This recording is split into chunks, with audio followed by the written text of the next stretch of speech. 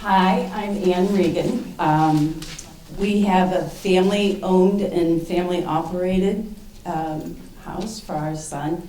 I have had the benefit of knowing most of these wonderful, smart, creative people, and we all, when you hear from Jeannie, you'll hear it all just keeps going on. Great people, great resources. So I always had a dream that when people would say, well, what about Tim? And I would think, he's going to move next door. He's going to live next door. And timing had it that we were able to buy the house next door. And when that was taking place, through probably a lot of his high school, older years, we were looking at family, people he was friends with, people we were friends with, people who wanted the same thing. Tim just got on a waiver, and I just got certified about 4 weeks ago. So that might change some things a bit, but in the meantime, it's all been family support.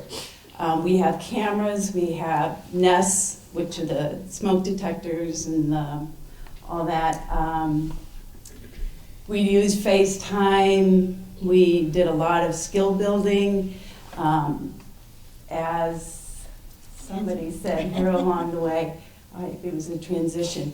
I had also heard from other families that when their kids got into their own place, it was like night and day.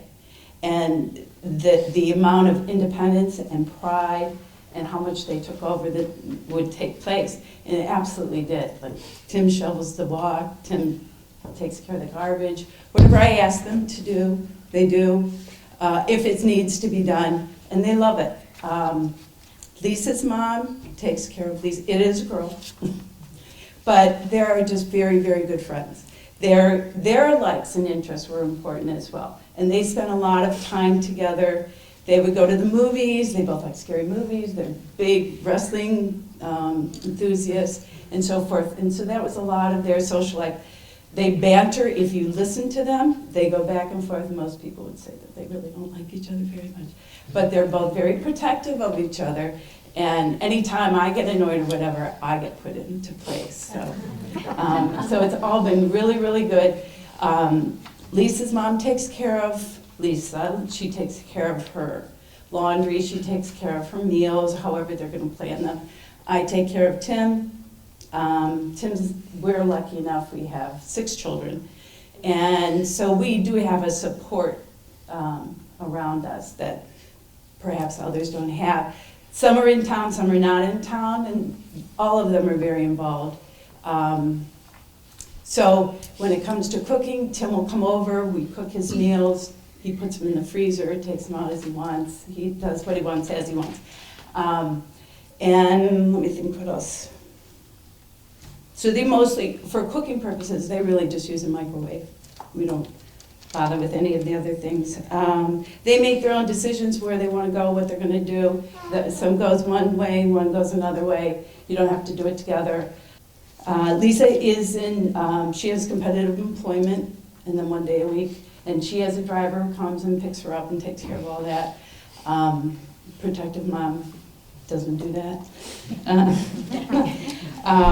But we don't spend, because of the cameras and because of the routines that we have built up, I spend very little time. I actually, every day I have to check, did I talk to Tim today? You know, did I do this, did I do that?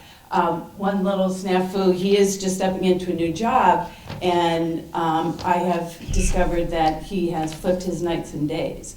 And so I've been trying to work with him the past week, and so he called me, and he said, because I said to him, you gotta stay awake, and you gotta do this, and we moved on, and so he went home to his house, and I went in the house, and he called me and said, Mom, I'm a grown-up, I'm an adult, I wanna do what I wanna do.